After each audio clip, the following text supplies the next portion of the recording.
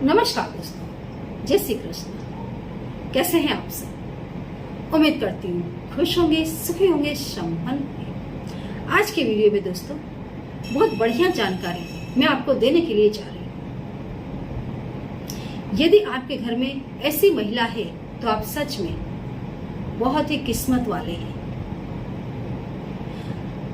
दुनिया में नाम, यश, धन, संपत्ति सब कुछ कमाएंगे।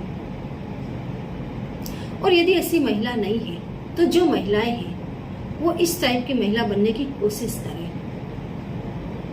हमेशा माता लक्ष्मी आपके घर में वास करेंगी। तमाम ग्रह नक्षत्र आपके ऊपर प्रसन्न रहेंगे। तमाम देवी देवता अपनी कृपा आपके ऊपर उतारेंगे। दुनिया भर के साधु संत आपको प्रणाम करेंगे। घर दोस्तों, घर की जो महिला है उसी से चलता है। आपने देखा होगा शादी के पहले, शायद मेरे ख्याल से तो मुझे तो आज तक जिंदगी में कोई भी ऐसा एक भी आदमी नहीं दिखाई दिया जिसने शादी से पहले घर खरीदा और उसके बाद में उसकी तमाम चीज वस्तुएं खरीदी, घर को उसने सजाया, संवारा, तैयार किया, मतलब घर बसा लिया। नो, घर तभी बसता है जब शादी होती है और स्त्री आती है घर में। जब आपकी पत्नी आपके घर में आती है तो घर कौन बनाता है? महिला। ये सृष्टि किसने रची? माया ने। माया हटा दो, शिव तो यूं ही घूम रहे हैं। शिव को किसी चीज की जरूरत नहीं। शिव तो हमेशा शमशान में ही मस्त है। पुरुषों के पास चाहे लाखों रुपए, कभी वो घर बसाने का नहीं सोचते। यहाँ से ये जरूरत पूरी होती है, इसको कर लो। इस जगह से ये जरूरत पूरी होती है, इसको कर लो। यहाँ से ये पूरी होती है, एक कर लिया, मस्त है, मस्त पड़े। क्या मगजमारी। घर लो, झाड़ू लगाओ, पोछा मारो, गलत बात। जहां से भी जरूरतें पूरी होती है कर लेंगे, लेकिन घर नहीं बसाएंगे। घर महिला ही बसाती है। अब आपका घर जो है, समझ जाइए, उसमें आपके घर की महिला का बहुत बड़ा रोल है। कई घरों में कई महिलाएं एकदम कुलक्षणी है, चरित्रहीन है। उनके घर में कभी धन नहीं रहेगा। घर में हमेशा कलह, घर टूटा फूटा बिखरा हुआ सा। बस वहां हर आदमी अपनी जरूरतों को पूरी करके हट जाता होगा। देखना आप, घर के अंदर ना आपको रौनक दिखाई देगी, ना सुकून मिलेगा, ना उस घर का कहीं नाम होगा, ना उस घर में कोई दाम होगा। बस मर नहीं रहे इसलिए जिंदा हैं, समय व्यतीत कर रहे हैं, है ना। दुनिया में चार लोग उनको पहचान भी नहीं रहे होंगे। उस घर के मर्दों की भी बुद्धि भ्रष्ट हो चुकी होगी जिस घर की महिला कुलक्षणी होगी। सही इंसान के साथ ही सूट करता है। कोई भी अगर एक गंदा आदमी आपके जीवन में आ गया और दूसरा आदमी यदि शुद्ध है, स्वच्छ है, तो उसका जीवन तहस नहस हो जाता है। क्योंकि वो जीवन वो जीना नहीं चाहता है जो वो जीवन वो महिला उसको दे रही है। या वो पुरुष यदि खराब है, उस महिला को ऐसा जीवन दे रहा है, तो वो सहन नहीं कर पाती है। गंदगी कहाँ शोभा देती है? कूड़े में, है ना। गंदी चीजें कहाँ होनी चाहिए? कूड़े में, घर में नहीं। घर में तो वो स्त्री होनी चाहिए जो पूजनीय है, जो दोनों टाइम घर में दिया बत्ती लगाती है। जिस घर में दोस्तों दोनों टाइम घंटी बजती है, घंटी की जो रणकार है ना, इससे भी तमाम नेगेटिविटी घर से दूर भागती है। जो घर की मुख्य महिला है उसको हमेशा सबसे पहले सो करके उठ जाना चाहिए और सबसे पहले घर में झाड़ू लगा देनी चाहिए, घर का कचरा निकाल देना चाहिए। उसके बाद वो कोई भी क्रिया करे। दोस्तों, किचन में हमेशा नहा धोकर स्वच्छ होकर के ही प्रवेश करें। इससे माता अन्नपूर्णा आपके ऊपर प्रसन्न होती है। नहा धोकर स्वच्छ होकर के ही भोजन बनाएं और वो भोजन आप अपने सास ससुर को, पति को, बच्चों को खिलाएं। उनके भी मन स्वच्छ रहेंगे, उनके भी मन साफ रहेंगे। आप देखना, जिस घर की महिला गंदे विचारों की होगी, गंदे काम कर रही होगी, उसके हाथ का भोजन करके जो भी पुरुष उनके घर में रह रहे हैं उनकी भी बुद्धि भ्रष्ट हो जाती है। वो भी गलत काम करने लग जाते हैं। अपना नाम दाम इज्जत शोहरत कुल खानदान सब सर्वनाश कर देते हैं। महिला घर की देवी है, लेकिन कुछ महिलाएं सच में महिला के नाम पर कलंक होती हैं, जो घर के घर बर्बाद कर देती हैं जब तक वो जीवित रहती हैं। अपना भी घर बर्बाद करती हैं, अपने कुल खानदान को, अपने पितरों को दुखी कर देती हैं, और दूसरे जो भी मर्द उनके संपर्क में आते हैं उनके कुल खानदान को भी वो गंदा कर देती हैं। महिला को हमेशा पूजनीय ही होना चाहिए। महिलाओं को जो देवी का दर्जा मिला है वो यूं ही नहीं मिला, क्योंकि जो महिलाएं उसके लायक हैं उनके अंदर वो सारे लक्षण होते हैं। बाकी जो कुलक्षण ही हैं उनके बिल्कुल विपरीत लक्षण, जैसे रामायण में आपने देखा हुआ शूर्पणखा का जो कैरेक्टर है वो इन्हीं महिलाओं को दिखाता है।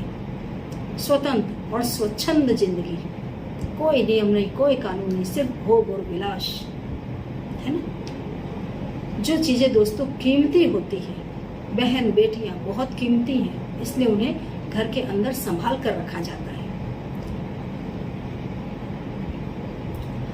महिलाओं को हमेशा दोस्तों सबसे पहले तो उसके अंदर धर्म होना चाहिए। मैंने कहा दोनों टाइम पूजा पाठ करें, मन से स्वच्छ रहे, परिवार के जो भी मेंबर्स हैं उनकी सच्चे दिल से सेवा करें, शुद्ध उसे भोजन दें, घर की हमेशा स्वच्छता रखें। महिला ऐसी होनी चाहिए। दूसरा, महिला की जो भाषा है, स्त्रियों की जो लैंग्वेज है, वो हमेशा मीठी होनी चाहिए।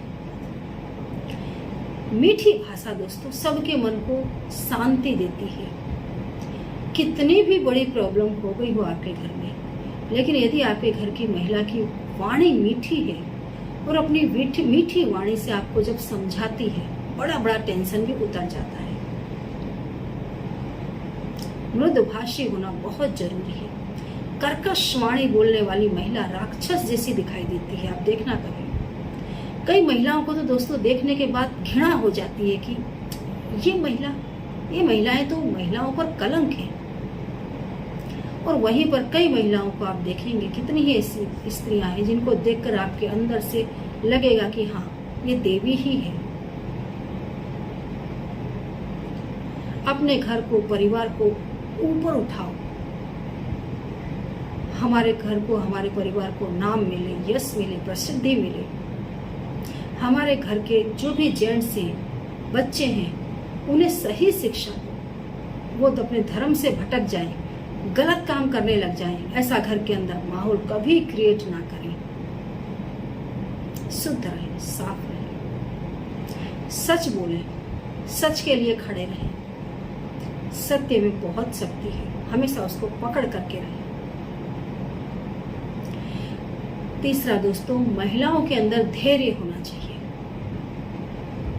कभी अगर घर में कोई संकट आ गया है, पूरा धैर्य रख करके उस संकट से बाहर निकलने की धीरे धीरे कोशिश करें। किसी भी कंडीशन में खुद को या परिवार को बहने ना दें, संभाल लें उसको।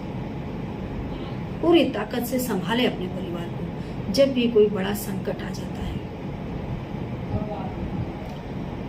और दोस्तों, आपके घर में कभी भी साधु संत आते हैं या भोजन के समय कोई भी मेहमान आपके घर में आता है, कभी उसे भूखा ना जाने दें। जो महिला के अंदर ये लक्षण होता है, उसके घर में कभी धन धान्य खत्म नहीं होता।